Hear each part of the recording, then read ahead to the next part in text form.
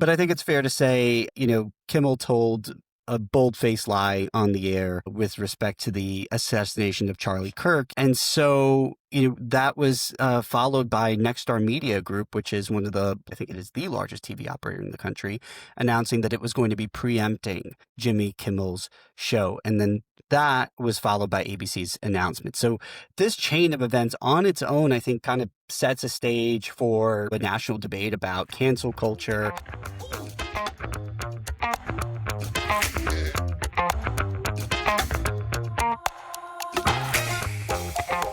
Hello, and welcome back to another episode of the City Journal podcast. My name is Rafael Mangual, and I will be your host for the next couple of episodes. So excited today to be joined by my brilliant colleagues. We've got Ilya Shapiro, Charles Fain Lehman, and John Ketcham on the show today. It's going to be a great conversation. We've got lots to talk about, lots of news. Ralph, you're much better dressed than our normal host. This is great. I try to be. I got to keep up with John over there. Our resident Dapper Don is so stylish. It really motivates me to step my own game up. So I appreciate it. Fuddy-duddy. You mean fuddy-duddy. All right, so let's get into the topics for today, guys. All right, so last week, ABC announced that it was going to indefinitely suspend Jimmy Kimmel, the late night TV host, former comedian who's not really all that funny. But I think it's fair to say, Kimmel told a bold-faced lie on the air with respect to the assassination of Charlie Kirk. He characterized the killer as a sort of right-wing MAGA, motivated conservative. This, of course, is absolutely contrary to everything we know about this individual.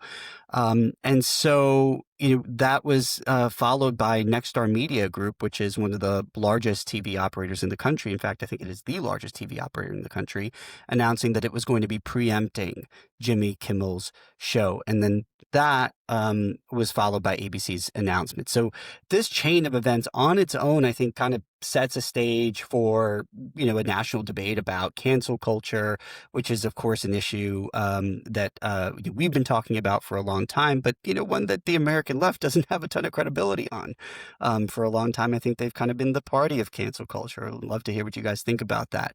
But complicating matters further was that President Trump's FCC chair, Brendan Carr, weighed in just before ABC made its announcement and sort of hinted vaguely at potentially taking some kind of action in response to Jimmy Kimmel's arguments. And that has kind of morphed what would have been a conversation about sort of corporate cancel culture into a First Amendment debate, right? This is state action, people are saying. ABC wouldn't have taken, or Nexstar wouldn't have taken these steps if there wasn't this threat hanging out there in the ether. Jawboning, chair, government pressure, all of that stuff. Yeah, exactly. So, Ilya, maybe let's start with you. You are not just our brilliant in-house constitutional scholar, but you are a widely recognized voice on these issues. So let's just pretend for a minute that the FCC chairman hadn't said anything, that he had kept his mouth shut. One, what do you make of ABC's independent decision to suspend Kimmel, who rumor has it was planning to go on the air the night that he was suspended and dig deeper? And then second, double down on the lie. Yeah. Yeah. And then second, what do you make of Carr's comments? Do you think they kind of create a colorable free speech? Yeah. Yeah. So without Carr's comments, this is just a reprise of the Stephen Colbert cancellation from CBS from earlier in the year. Kimmel's ratings were even lower than Colbert. He was, I don't know about this podcast, but many podcasts get higher ratings than Jimmy Kimmel. We're approaching it, I'm sure. And so clearly understandable business decision in light of what the affiliates were saying. You mentioned Nexstar, Sinclair's a very conservative network of affiliates, all complaining about this. So rumor has it that Bob Iger, the CEO of Disney, had wanted to get rid of Jimmy Kimmel for a while, lashed onto this as an excuse. By the way, latest polling says that only like 10 to 14% of Democrats believe that the Charlie Kirk's killer was a left-winger. So the lie persists, by the way. We have completely separate echo chambers. But regardless, Understandable business decision. And yeah, we can talk about cancel culture or not, but purely dollars and cents business decision. This is not MSNBC. If you're a legacy network, you're trying to appeal broadly. And this was not. This was, a left-wing echo chamber, not funny, losing money, all the rest of it. Chairman Carr's comments muddied the waters. That is, it's never good to have a government official say, we can do it the easy way or we can do it the hard way. We're going to start pulling licenses if you continue criticizing the president. All of these sorts of things. That's known as jawboning, pressuring private entities to do something that the government can't do directly. That would be a direct First Amendment violation. Now, Carr correctly notes that we're talking about the broadcast networks. We're not talking about a podcast or Fox News, cable, anything like that. So there is a government license because of the narrowness of the spectrum that's given. And so there are all sorts of public interest regulatory authorities. Normally, that's meant to be understood to be in the context of you can't have fraudulent things, hoaxes, obscenities. I've had litigation about obscenities on the airwaves. It's generally not understood to be policing the content of speech. So that's problematic. Doesn't mean that Jimmy Kimmel, in the end, and this is my final point, would have a colorable First Amendment claim, because I don't think he can establish that ABC fired him because of government action. I think it's still a business decision. But Carr's comments certainly muddied the waters. And as Ted Cruz said, is not a good look to have government officials policing, licenses or taking other actions based on whether they like or don't like what a show is saying. Yeah, I mean, it's definitely not a good look, but I want to try and channel the other side here for a minute. And Charles, I know you have some thoughts on this. So, I'm just trying to think of somebody who's looking at this from, a distance and saying, okay, well, you have to have a broadcast license for these kinds of networks. And those licenses come with all kinds of obligations, right? We know from George Carlin, right, that there are words you simply can't say on TV. It's not entirely clear what public interest means, but why should we feel that bad? It's not as if people can't say the things that Jimmy Kimmel is saying. It's not as if he can't go on a podcast and say this, or on some other kind of TV network that doesn't require one of these broadcast licenses. Is this really a free speech violation? I mean, Charles, do you think there's anything there?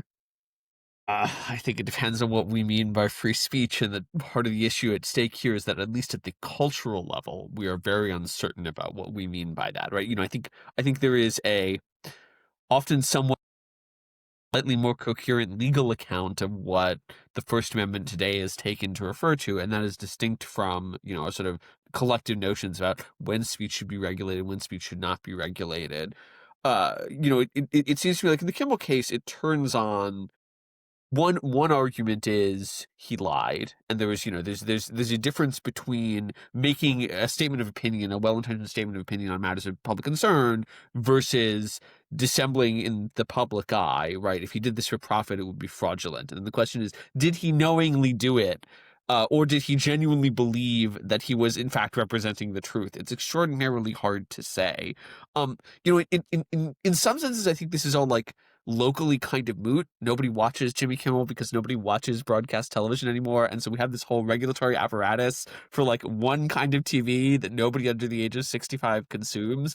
I'm very sympathetic to our friends at National Review who said this is a great reason to just abolish the FCC altogether. But to me, the more interesting question is just like, how do we think about how to handle these edge cases? Do we have coherent accounts culturally, right? There's the left who are saying this is an obvious example of somebody being fired for objectionable speech. The right has long been against people being fired for objectionable speech. What's going on here? I think that's Yeah, so I mean, criticism is there is kind correct. of this other side thing, and John, I want to bring you into this because you have people making this claim, right? Like, hey, the shoe's going to be on the other foot at some point. And so if you exercise this kind of government power, it could be abused against you. But this has actually been something that the right has been arguing with respect to government power for decades and decades and decades. And the left has been kind of intransigent in their refusal to constrict government power. I mean, is there an argument to say, well, hey, it's about time we start exercising some power to give them some insight into the benefits of small government. And why should we expect they would ever So be? this is all just a long game by Carr That's to right. get his own agency abolished? That's right. I mean, there's something to that, right? I mean, if you want to have a conversation about, government overregulation and, the ever expansive footprint of the federal government in American life, I mean, giving the left, who has been a champion of ever expansive government power, a taste of what that looks like when they are finally on the losing side of the game, you know, could have some upside in the long term. What do you make of that? I think there are less dangerous ways of achieving that goal of abolishing the FCC. I am concerned about the tit for tat escalatory nature of something like this. As you rightly say, Ralph, the left really doesn't have much credibility on cancel culture. They were the primary perpetrators of it for a very long time. And I do sympathize with Ted Cruz's characterization that, the left is going to do this to its enemies when the shoe is on the other foot. Uh, I could point us, take it back to New York, as I'm always apt to do. There was a rally last week for Success Academy charter schools, and it was met with fierce resistance by the public sector union crowd and their allies. So Senator John Liu, for example, called for charter schools to be investigated just because they went on a rally supporting charter schools which serve majority Black and Hispanic children of low income backgrounds. That is something I think the left is going to take up as a cause and run with it if they have the ability to do so. So someone has to de-escalate here, and I think to stand on principle and to de-escalate and to say the FCC is too powerful, maybe we should claw back some of these powers, is the more responsible course of action. Well, part of the problem is the statute itself. What is it to regulate in the public interest? It's kind of a standardless standard, which at least as applied could be too vague. So it's that standard is that statutory language has been used to justify the fairness doctrine, that if you have one viewpoint, you have to give the same amount of time or space for the other viewpoint, and all sorts of other nefarious things. So it's when the FCC goes beyond just making sure there's not pornography when school kids can watch it on the public airwaves, or on radio waves when there's the unvarnished Howard Stern show or something like that. If you go beyond that kind of remit for the public interest, you get into these First Amendment issues. I mean, Yeah, I mean, we're already assuming there's sort of a neatly delimited category of things that the FCC should obviously get itself involved in. I think even there, it's a little bit thorny to articulate. To some extent, the obscenity, when you see it. When you're talking about Howard Stern, should the FCC be getting involved in Howard Stern? Yes, no, maybe. And this, this dovetails with my broader point about how we are thinking about the situation on the right or the left, which is, I do not think either side has a neutral principle, a coherent account of when there should be consequences for making objectionable speech, or indeed what objectionable speech is. I think there's a more comprehensive problem that's at play here that gets into the public interest regulation. I don't think we know what the public interest is in a way that perhaps we did in I forget when the FCC was promulgated in the 60s and 70s. yeah, I mean, well, like I said, George Carlin, would say that it really came down to the 7 words that you can't say on TV. Here's another interesting example. So one of the things that the FCC has interpreted its remit to regulate is to prevent hoaxes and misdirection. What's the word? News. It's essentially misinformation of a certain kind, but not in the way that we referred to it in the Biden years. So something like Orson Welles broadcasting War of the Worlds in the 30s before the FCC might not be permitted now, because so many people thought there was an actual alien invasion. News misdirection, I think it's called. So, I mean, you could have lots of things that aren't necessarily a red team, blue team sort of thing. That is the strongest case for what Carr is saying. But we get into trouble when it's viewpoint based. Yeah, I mean, so this is the thing, right? I mean, I think everyone accepts that the FCC regulations mean something, right? So there are some things that you can't say free of any kind of consequence. The question is, what are those things? And is a lie as blatant as the lie that Jimmy Kimmel told, worthy of some kind of FCC Or action? is that even a lie, right? Is that just his opinion? Right. Yeah. Yeah. Well, I mean, that gets into interesting territory, right? I mean, who's ultimately the arbiter of these things? Are we just going to have these fights constantly? In which case, why have the FCC at all, right? If they can't actually step in any kind of case to represent, right? There's a reason that the FCC chair is, appointed by the president and subjected to advice and consent, right? This is a political appointee. He is supposed to reflect in some ways the, outcomes of the political process. If he is completely impotent, then, he's not reflecting that political process in any way. I mean, is that really the rule? Is in which case, why even have the FCC? Why have it be a political appointment at all? But the other thing that I think that this whole debate is kind of assuming without really any good reason is that, who says that Jimmy Kimmel being pulled off the air, that the FCC pulling ABC's license was going to be the outcome of any FCC action? I mean, certainly they could have just issued a fine that ABC could have paid. And is that different, right? Is any action by the FCC off the table here, or does it depend on the nature of the action? Well, there was a Supreme Court case on this last year called Volo that basically Out of held New York. out Some of New good York. old-fashioned New York pressure by Letitia James on insurance companies who were dealing with the NRA. Right. So we had the State Department of Financial Services head telling banks, insurance companies, other regulated entities not to do business with the NRA. And the Supreme Court held unanimously, in an opinion written by Justice Sotomayor, that any sort of government coercion to take a position, that is, what the government wants that party to take, or to deter speech that the government disfavors, is not acceptable under the First Amendment. It's unconstitutional. So that's a pretty bright line rule, and it was a unanimous decision. So there's a good claim to be made here that Carr's actions fall into the Volo bucket. And yet, I don't remember any of the angry leftists, screaming about Kimmel, expressing any dismay about Letitia James's decision or any regret about that decision after the Supreme Court issued its unanimous opinion. I mean, so, just a member of the general public, right? I'm taking my lawyer hat off here. It's just hard for me to take any of these objections seriously. And, as a political matter, I mean, I don't really see much reason for the Trump administration to back off.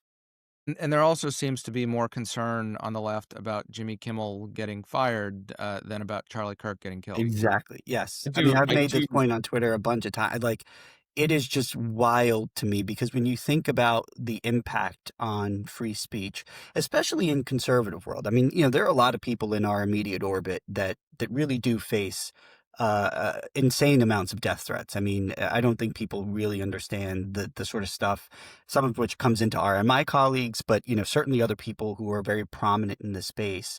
I mean, I think Charlie Kirk's assassination absolutely gave people pause. I think it absolutely changed, maybe not necessarily what people are going to be willing to say, but certainly the circumstances under which they're Not going to just say on the them. right? Like, I think you can see the seriousness with which somebody like Ezra Klein has treated this as. I have no special inside information, but it seems obvious to me that Klein is going, wow, this could happen to me too. And it absolutely could. And, that's a terrifying thing. It's quite reasonable to respond in the way that he has. And his commenters on the New York Times page were overwhelmingly negative about his perspective and warning about political violence. I do Exactly. think, just to stick on the theme about lying for a second, and indeed the sort of ambiguities of free speech. Part of our challenge is that we don't have a clear picture of what speech is either socially, or I've said this before, but either socially or legally prescribable. And the court has in recent years backed away in the name of free speech from even sort of extreme cases. We're talking about lying, right? Is lying on air prescribable speech? Intuitively, there are a long list of cases where the court has said lies have less constitutional protection than truthhood does. Something like U.S. v. Alvarez, where they said claiming to be a Medal of Honor recipient when you are not, in fact, a Medal of Honor recipient Valor, is right? Yeah. protected speech. Is stolen valor is protected speech. So even there, I think there is an unwillingness to promulgate, if from sort of people in position of legal authority, to promulgate these are kinds of speech that are acceptable, and these are kinds of speech that are not acceptable. There's a real caution around that for good reasons, but one of the downsides of that is that we have no coherent framework for thinking about, is this a lie? Is this not a lie? What should we do with that information? Well, yeah, I don't want to government commission or official deciding what is or isn't a lie. That was another Supreme Court unanimous case about, there was a number of states, this case came up from Ohio, that criminalized lying about political candidates or ballot propositions. And what is a lie? Well, it's whatever you get 3 out of 5 votes for on this commission. Right. That's not a way to run a popsicle stand. Yeah, I mean, look, I think a lot of people are sympathetic to that while also holding the following opinion, which is that lie all you want, but if you're going to get this special privilege, then you agree to certain rules, right?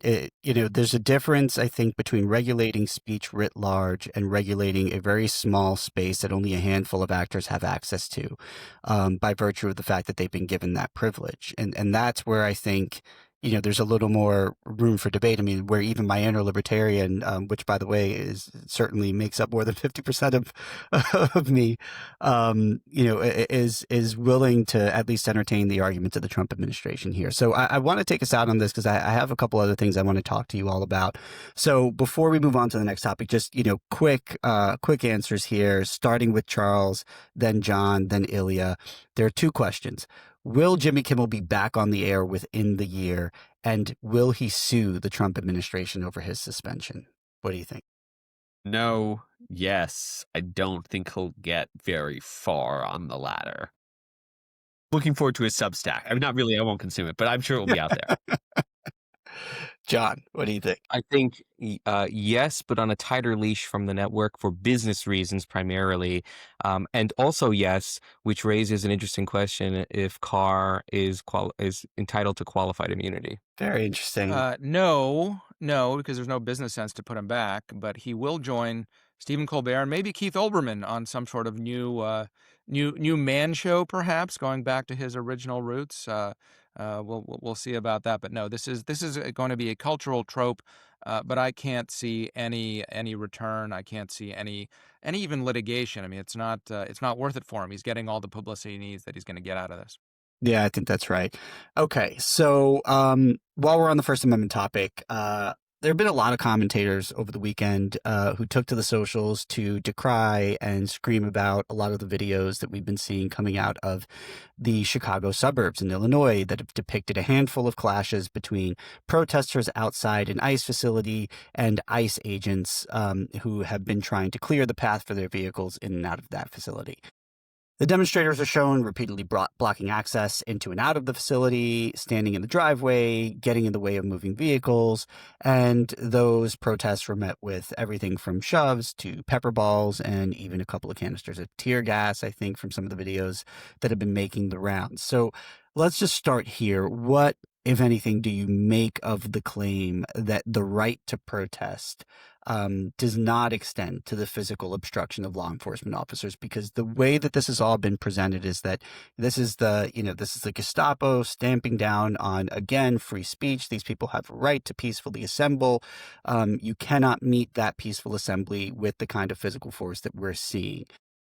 Is it peaceful assembly to block access to a law enforcement facility? Ilya, what do you think? It is not. I mean, the right to protest doesn't extend to a number of things. You can't just block a road. You can't, we've in the campus context, block access to the library or to classrooms, things like that. You don't have a First Amendment right to assault someone because of you're protesting for whether it's political, artistic, or other reasons. These things are not. You don't have a right to that. So here, there are federal and state laws against interfering with law enforcement actions. And so it's, the ICE are fully within their powers to clear the way, to arrest people who are blocking them. It's not even a close call. Now, if you have a legal argument that what ICE is doing is illegal, then file a lawsuit. There are proper channels for challenging that. But no, the right to protest does not mean you can do, whatever you want. All right. So, I mean, that seems like a very clear answer. It's one that I would give. You don't hesitate. There's no gray area. And yet you have hundreds of thousands of people who are with a very straight face making the claim that these are, in fact, constitutionally protected protests. And I mean, and it's not just the ICE facility, in Illinois. I mean, we just saw over the weekend Columbus Circle, John, here in New York City, get completely shut down by this big, massive group of protesters that decided they were going to block the road, and traffic couldn't get in and out of any part of that section of Midtown, just before you hit the Upper West Side. I mean, We're about to file an well, amicus brief supporting the lawsuit in Chicago Good. about the pro-Hamas protesters shutting down the road to O'Hare about a year and a half ago. Ted That Cruz caused lawsuit? huge problems. Yeah, so this can come up in lots of different ways. So the Illinois situation reminds me of the O'Brien case, where there was someone who burned a draft card, and the Supreme Court assessed whether that was constitutionally protected speech and held that it was not, because the suppression of that was only incidental to the government's important interest in maintaining a draft. So I think it's similar here. I mean, the government has an interest in enforcing the law, and if you obstruct the car from leaving the compound, well, the government's intrusion on your expression is merely incidental to its fulfilling its tasks. I mean, it's a separate question whether the ICE car can then just run over these people, or Right. whether they have to take the step of getting out, physically clearing them away, arresting them, or whatever. So it's not that you can just use or open up with automatic weapons on them or something like that. So there's all these rules and regulations about what kind of force can be used, but that's a separate issue. Yeah, no, but I do think it's an important issue, Charles, because, I think the protesters know that, right? They are counting on the fact that even if they don't ultimately get away with what they're doing, they're going to slow the process down. They're going to muck up the works. And in fact, I can't remember who it was, so, I won't quote it, but I saw a video that someone had shared, where there was a virtual meeting where they were discussing plans to this effect, basically saying hey, actually, if you just, block this road, that's gonna, increase the burden on the enforcers, and they won't be able to, to get the job done. I mean, at some point, something more serious has to be on the table. Otherwise, we're just going to get to a point where anybody who's mad just gets to block the road, right? I mean, I think the reason this happens is there's an affirmative political reward for it, right? So I think there were 3 different candidates for Congress who were arrested during these ICE protests, not just 1, but 3. And that, of course, we've also seen in New York with Jumaane Williams and Brad Lander getting arrested.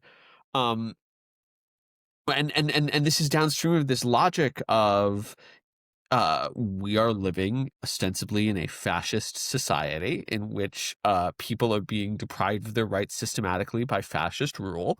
And if you believe that to be true, then perhaps it is rational to attempt to break the law to subvert the actions of ICE. If you really believe the government is illegitimate and you are retailing this idea, Then and your you're voters are engaging in demanding it, civil disobedience and should get arrested to prove the point about the injustice of the law or the system or whatever. On the flip side, Charles, there's also not a clear line drawn when there are violent protests, when there are riots, and cities don't tamp down enough on that kind of thing. So it sends the erroneous message that such activity is okay. It is not. Vandalism, theft, violence, these things are not expression. And to the extent that cities have allowed them to fester in places like Portland, Minneapolis, in some cases in New York, that is feeding this misperception, and enforcement needs to happen to act as a deterrent, but also a corrective and an instruction. I mean, that's exactly right. I do want to speak out for sometime panelist Tal Fortgang, who has made the following argument, Yeah. which is that in many senses, this is downstream to connect the speech themes. This is downstream of what he's talked about as free speech supermaximalism, the idea that there's an increasingly broad sphere of things that are defined as speech. John, to your point, is rioting expression? Would say it isn't. But there are lots of things that have been deemed to be expressive that are somewhere on the spectrum from talking peacefully to rioting. Is burning a flag expression? The answer is apparently expression with an intrinsic objective meaning. And once when you license one of those things as expressive, there is a cultural logic that says, well, if I can engage in destructive acts in this context, I can engage in destructive acts in other contexts. Yeah, I mean, so one of the ways I've kind of tried to approach this, just, throughout my life. It's like you can ask when someone asserts a right that you're not sure if it exists, right? One way to sort of test that assertion is to just ask, well, okay, would society work if everyone who has the right exercised it at the same time? Right. And I think that this is one of those very clear cases where the answer is obviously no, right? I mean, if every group that was mad about something, if every group that had a gripe decided, okay, we're just going to block traffic today, society would never function, right? People would never be able to get anywhere. Emergency vehicles would never be able to get people to and from hospitals. Police would never be able to respond to calls for service. Grandma would go hungry if she can't get to the grocery store, right? It just, society doesn't work. Given that, right? So we know that you don't actually have a right to this. Why aren't cities doing more? And John just really got at this question, which I think is really the right one. I mean, I see these protesters in Columbus Circle over the weekend, and they're just sitting there singing Kumbaya with no fear of reprisal, with no fear that a car is going to decide not to stop for them, with no fear that they're going to be Because arrested. there's no will among the political authorities to order those arrests. In the ICE case, it's a little different because it's the federal government in charge of those agents, so presumably they can do something. So I didn't know you were such a Kantian. how do we get there is the question, right? Like, what is the what do you think is at the root of the political hesitation to put a stop to this stuff? I mean, I think there is an assumption that has been baked into American culture for a long time that protest is intrinsically good, and in some senses that's right. Right? You can look at the founders, you can look at the First Amendment protection for free assembly, and say these are core things that Americans do, and we are in favor of them. But it is very easy to take that too far and to say not merely sort of peaceful assembly and statement of grievances or just petition for just grievances is justified, but any kind of protest is good, because really, how can you draw a bright line once you've conceded it? The American protest phenomenon is relatively recent historically speaking. It's a phenomenon of the 1960s, 1970s. Many of those protests were for good reasons, but I think that when you talk about the people who are running cities today, they look at that inheritance and they say there is something intrinsically morally legitimate about the people who are blocking traffic. They are standing for a higher cause because they are protesters, and you have to you have to disabuse that notion, and in part that is done by saying actually a great deal of protest is done for nonsense and destructive reasons. It's not intrinsically good. It is in fact often uncivil speech, and we should regard it as such. So that's a justification of the sort of procedure of protest in a sense. I think that city leaders often agree with the substance of the protests also, right? A guy like Bill de Blasio agreed with the protesters, rioters, et cetera, for Black Lives Matter, for George Floyd, et cetera. Yeah, in that case, there's a hesitancy because of an alignment of the values and the sensibilities of big blue city leaders and their constituents on these Which things. is, but it's interesting that you have to say big blue city leaders, right? Because implicit in that is that yes, the fact that these protests are not being met with any kind of forceful response is a function of the level of agreement between the protesters and the people who are in charge of keeping order. But you don't see this on the right. You don't see this in red cities, right? I mean, this is clearly there's something about protest culture that is baked into the political identity of the left and is itself a kind of partisan marker. But the fact that the lack of action is a function of agreement, I think raises some real questions, especially for New York City, which is about to have a mayor that is very much in agreement with many of the people who have been agitating as protesters throughout the city over the last several years. And I would note that Zohran Mamdani has also proposed getting rid of the Strategic Response Group, which is the NYPD unit that normally responds to these protests. But that takes me to the exit question for this topic. I mean, is this going to be a more regular part of our future over the next 2 years between now and the next elections? Are we going to see more of these sorts of obstructionist protests or fewer? What do you think, Charles? I mean, I think my actual answer is fewer, and that gives me pause because there's an escalatory cycle. The rise in political violence is because mass violence or mass action, more peaceful mass action, is perceived by at least some people to not be working. And so, my concern is that we will see fewer of these because we'll see worse Hey. things instead. Ilya, what do you think?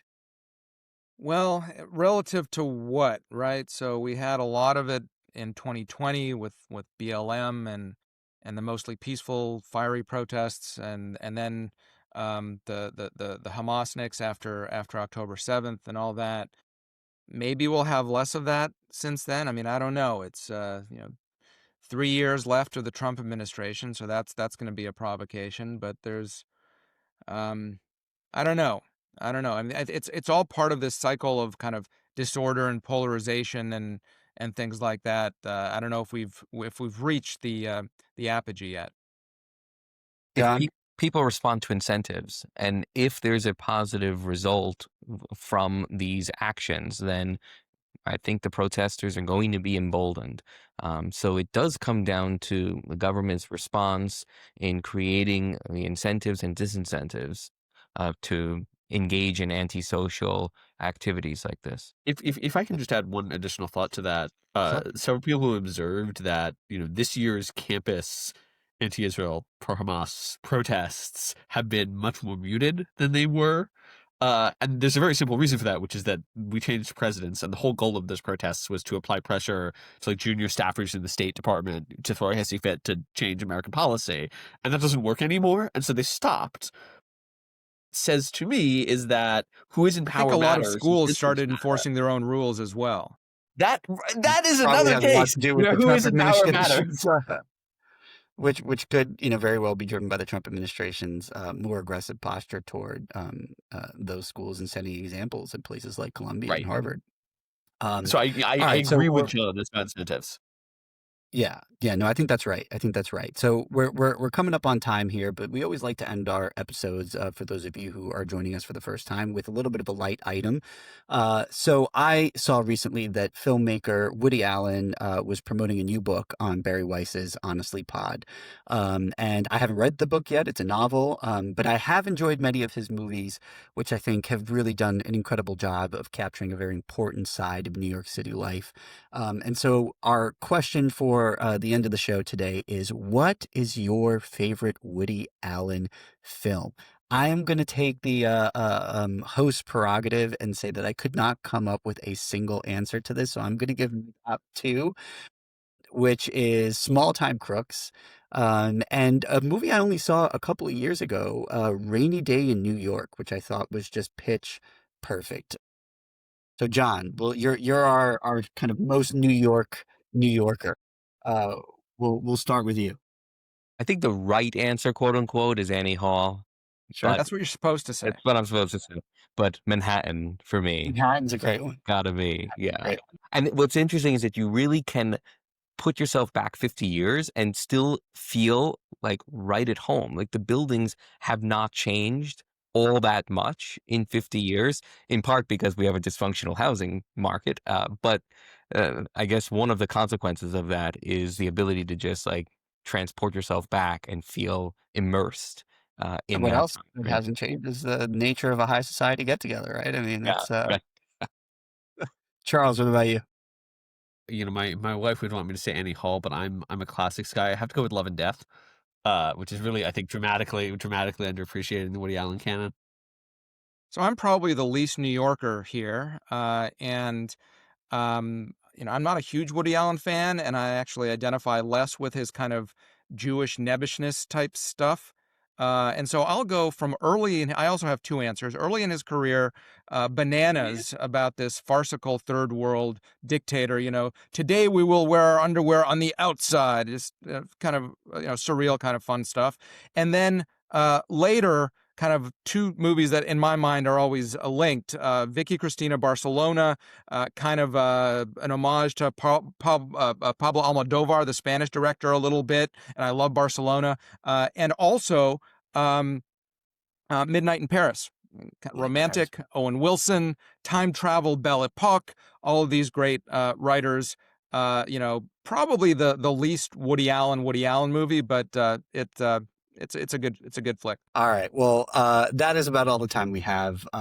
So thank you guys for joining me. Thanks to our wonderful producer, Isabella Rajai. For those of you who are watching, please take a minute, like, subscribe, throw us a comment, ring the bell, do all the things. Help us, get this show some more eyes. Let us know what you think. We'd love to answer some of your questions. Do that on YouTube, do that on Apple Podcasts, do it on Spotify, wherever it is that you consume this kind of content. Let us know that you're enjoying these episodes. Until next time, you have been listening to the City Journal podcast. Talk to you again soon.